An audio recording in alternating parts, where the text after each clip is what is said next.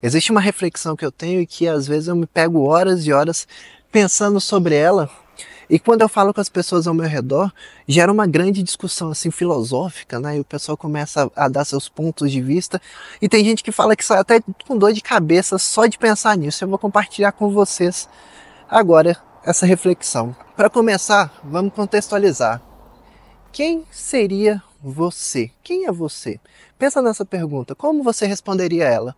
A maioria das pessoas, quando a gente começa a conversar sobre isso, ela fala assim: ah, eu sou fulano, trabalho com tal coisa, gosto de tal coisa, penso sobre tal coisa, mas na verdade isso não é você. São os rótulos que você pôs em você mesmo para te descrever, né? Pelo que você faz, pelo que você sente, pelo que você gosta. Então, tirando essa parte, eu te pergunto de novo: quem é você?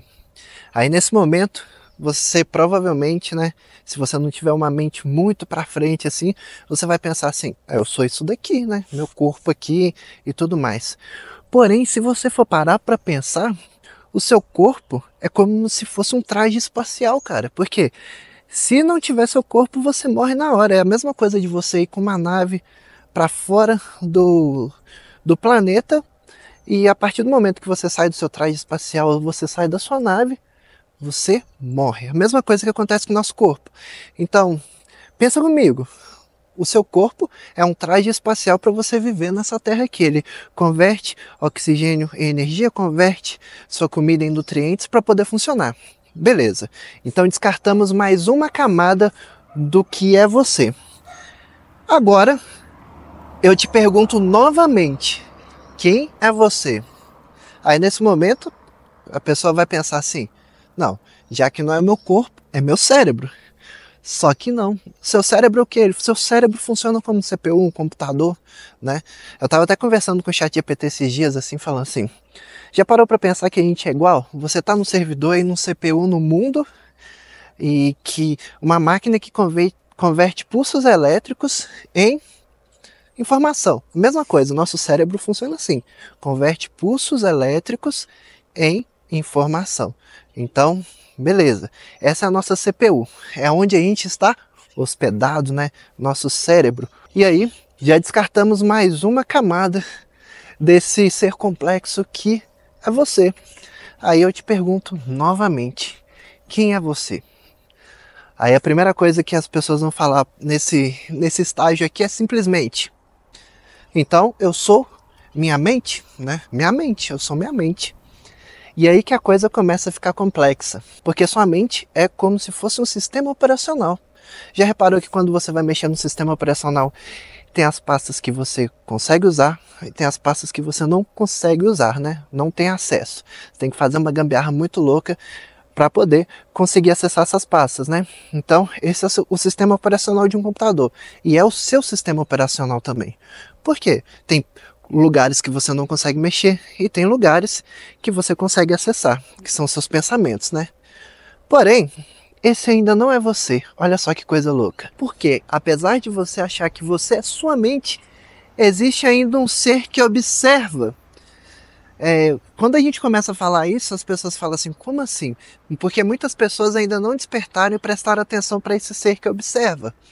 Porque normalmente as pessoas pensam que são suas mentes. Mas eu tive essa primeira experiência quando eu fiz uma meditação e eu consegui sair da minha mente e observar os meus pensamentos. E se você parar aí agora, você vai despertar e vai reparar esse cara que está escondido aí, que provavelmente também é você, né? Mas repara para você ver, tem algum ser que está te observando seus pensamentos hoje em dia, certo? Tem uma coisa lá no fundo que está quietinha, parada e estava escondida aí, e provavelmente você nunca reparou que ela existe, mas ela está aí. E de todas as camadas que a gente destrinchou até o momento, esse é o cara mais poderoso, esse é o ser mais poderoso. Porque se você quiser fazer alguma coisa, ele vai obrigar seu corpo e sua mente a fazer. Se ele não quiser, não adianta. Enquanto você não negocia com ele, você não faz. Então, muitas das vezes, você pensa que a sua mente está decidindo as coisas, mas não. É esse ser que está observando tudo. E ele é muito louco, porque ele observa o mundo através da sua mente. Então, o que tem na sua mente é o óculos que faz ele enxergar o mundo. Então, se sua mente tem problemas, coisas para serem resolvidas, ele vai controlar o seu ser dessa forma, mesmo que inconsciente. Se você tem uma mente mais desenvolvida, ele já vai conseguir fazer muita coisa legal, porque a sua lente está mais limpa, né? Então, olha só que loucura. E no final das contas, quem é você? Talvez seja esse ser, né? Esse ser que observa de longe.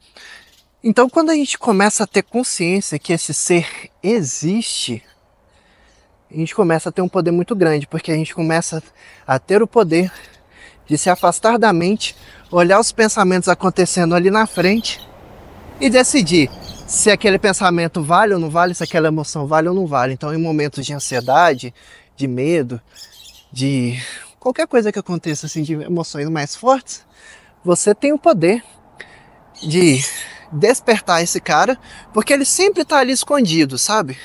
Sempre tá ali escondido para que não seja percebido. E muitas vezes ele fica escondido no meio da mente, naquela confusão toda que é a nossa mente. Mas a partir do momento que você desperta ele, na verdade não desperta, né? Mas sente que ele está presente, você consegue distanciar da sua mente e avaliar as coisas. Olha só que coisa louca. Quanto mais profundo essa percepção de quem é você, mais controles você tem sobre sua vida, sobre sua mente, sobre seus sentimentos. Tem gente que simplesmente mergulha na mente e deixa ela andar. Aí começa a ansiedade, começa depressão, porque sua mente é um caos, né? Enquanto você não se torna presente para poder organizar sua mente, você sempre vai se sentir algum sentimento desacerbado. E por mais que você tente controlar, enquanto você não percebe que esse ser existe, se afasta da sua mente e olha ela de fora, nada vai mudar.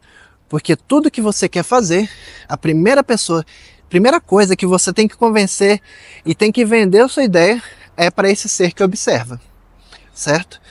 Então, eu quero fazer alguma coisa. Normalmente os nossos quereres, né? Não sei se fala assim, nascem da nossa mente, né? Porque lá estão as percepções. A nossa mente fala para esse ser que observa assim: dá para fazer isso? Ele vai falar sim ou não, certo? E a gente nem percebe isso acontecendo. Se você desafiar esse ser que observa e tentar fazer alguma coisa que ele não quer, você vai passar mal, vai ficar doente. Suas emoções vão explodir, você vai ter síndrome do pânico, um monte de coisa, né? Mas a partir do momento que você consegue vender sua ideia para ele, consegue negociar com ele e falar assim: eu quero fazer isso, ele começa a te aceitar. Começa a aceitar que dá para fazer aquilo. Aí a nossa capacidade de realizar coisas vai ser o mesmo que a capacidade que a gente tem de negociar com o ser que observa. Olha só que loucura. Isso daqui é praticamente um despertar, sabe? O pessoal fala de despertar da consciência, mas é um despertar. Eu tive minha primeira experiência descobrindo o ser que observa, o eu que observa, em uma meditação. Mas depois que eu percebi que ele existia, hoje em dia, eu posso ver aqui meus pensamentos acontecendo e eu consigo ver que tem o ser que observa, tá lá o tempo todo, né? Só que ele é calado, quieto, ninguém vai falar assim: ah, olha o ser que observa lá. Não, você precisa prestar atenção que ele existe. Isso que é loucura total, porque ninguém fica presente para entender que existe um ser que observa e que pode te libertar da sua mente, evitar que você tenha vários pensamentos, sentimentos errados, né? Que vão te fazer mal.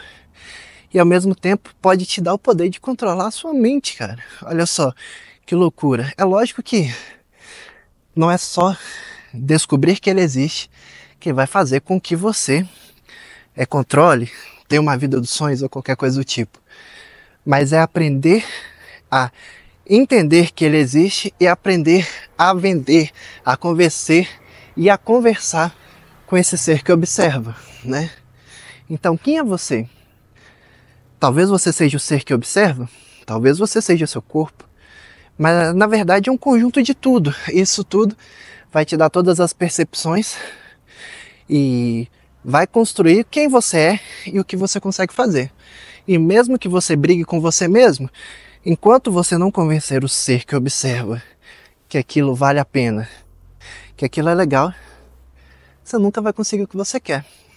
Então a primeira coisa que você precisa fazer antes de fazer um projeto é conseguir vender e convencer esse ser que observa que isso é uma coisa boa para vocês e que isso vai ser legal. Entende? Conseguiu captar a mensagem? Ficou com dor de cabeça aí? Fiz você refletir profundamente? Você conseguiu perceber o ser que observa? O você que observa? Deixa aqui nos comentários, vamos conversar um pouco? Quero ver as maiores loucuras que vocês podem falar sobre isso daí, tá bom? E aproveitando, aqui na descrição tem vários links legais e se você gosta desse tipo de reflexão, se inscreve aí no canal, tá bom? E deixa um like e compartilha com seus amigos para vocês discutirem sobre isso também, porque eu praticamente minha missão hoje em dia é falar para as pessoas descobrirem o ser que observa. Tudo de bom e falou!